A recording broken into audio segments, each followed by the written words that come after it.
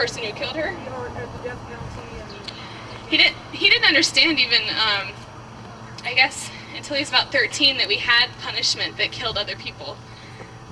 You know, I guess that's not something that most kids are even exposed to or would have any reason to be exposed to.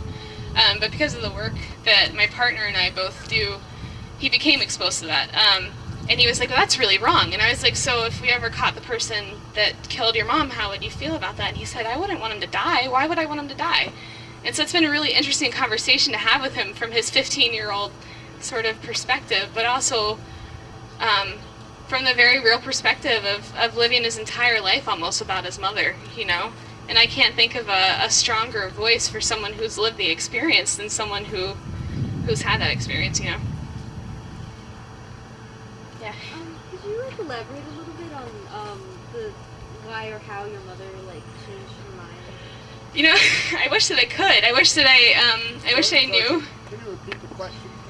She was asking if I could elaborate on how or why my mom had changed her mind about her feelings on the death penalty. I know that the more work I started to do with MBFR and the more work that I started to do reaching out with other folks who are against the death penalty and who are also murder survivors, the more I engaged my folks in that conversation. And sort of challenged their beliefs, because they have sort of these very stereotypical beliefs about people who commit murder.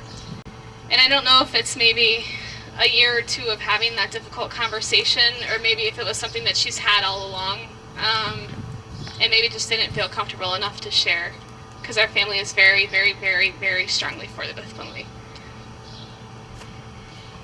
Yeah. How did you get into the profession that you're in right now? Social work? Well, forensic social work. Forensics. Yeah. My sister. Absolutely. I don't think that there's any better person to work with someone whose loved one has been shot or stabbed or burned or run over by a car or any other kind of violent crime than someone that stood in those shoes. I can tell you that almost every day I have somebody come in that's critically injured who is fighting very hard for their life. And there are tons and tons of people who are trained as social workers who have no idea what it means to be in that situation, has no idea what it means if the person does die, what life is going to be like after that moment. So when I moved to Virginia, they were hiring for the forensic team. I went out and got my clinical certification and jumped on board, and have been doing it ever since. And I feel incredibly grateful to have that experience, because I get to work with people who are surviving murder every day. And unfortunately, surviving murder in Richmond and also tends to overlap with having someone in your family who's in prison for violent crime. So it's a really interesting perspective, really interesting profession, I guess. Paul's question. Yeah. Yeah, I got a question. You were saying that your family is totally for the death penalty. Do you guys ever have hostile discussions and stuff on the phone or at holidays? Constantly, actually. Yeah, every time because I'm always very excited to get to do speaking for MBFR and get to go out and meet other people. And every time I come home from an event like New Jersey, our board meeting up there, or North Carolina, our organizing event down there, I'm so excited to meet other people that are like me. So I come home very much gushing about my experiences and how incredible it is to meet people with this perspective and sort of this mutual understanding. So yes, there's lots of hostile conversations, but again, I think they're coming around a bit more to maybe understand that it doesn't make me necessarily a bad victim, I guess, to have the feelings that I have. It's my ultimate feeling of success will be the day that I change their minds collectively. Could happen. Yeah. I have a question. Where did the other child go?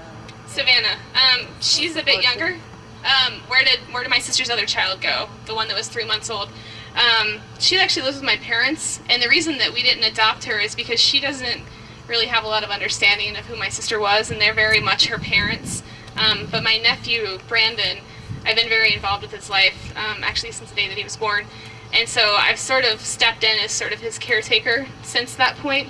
And as soon as I was old enough and whatever, it was sort of understood that he was going to come and live with me. And so that's what happened. Yeah. What would you say to people who don't have the experience, since you work so closely with this, when you encounter somebody who's fresh to a loss, how do you best react to that?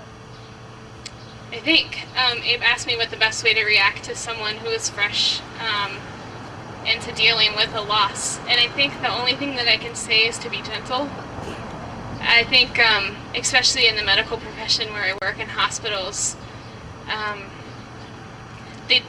doctors and nurses and social workers tend to not understand the impact that this loss is getting ready to have. Yes, they lost their loved one, but not only did they lose their loved one, it's getting ready to be blasted all over the television. They're going to have to deal with the press the minute that they walk out of the emergency room or the hospital. I think the biggest thing is to be gentle, to be aware of what the person or persons need, and to do everything that you can to sort of protect them and allow them to have that time to grieve, which I think is something that is a lot of times taken away from families of murder victims. Are you familiar with Bill Jenkins' work? I'm incredibly familiar. He actually just donated a slew of his books to our emergency department, and we actually send them home with our family members who lose a loved one. Talk a little bit about what that is. Bill Jenkins, who is I believe is on the board of directors for MVFHR. Yeah. The reason I mention this because he was also on the scheduled to speak, right? I was very excited because we've emailed back and forth for a year, but have actually never met. But his son was murdered when he was, I believe, 16 years old in Richmond as well. And Bill is just an amazing man who wrote a book called What to Do When the Police Leave. And it's a guide for survivors of homicide on what to expect, what the next steps are. It's the only book I've ever found that deals with that unique loss. The only book that's written from the perspective of someone who has lost a loved one to murder. And I guess it was a few months ago, he actually, we had been giving out the books. We got, maybe a couple of $1,000 grant out of the ER and gave out all of our books. Unfortunately, Richmond has a very high murder rate. And I shot him off a letter and said, these have been such an amazing tool.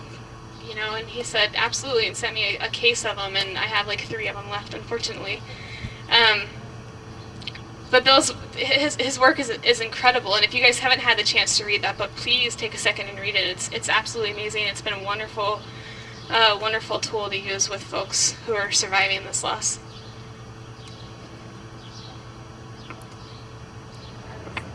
Georgi, thank you very much. Thank you.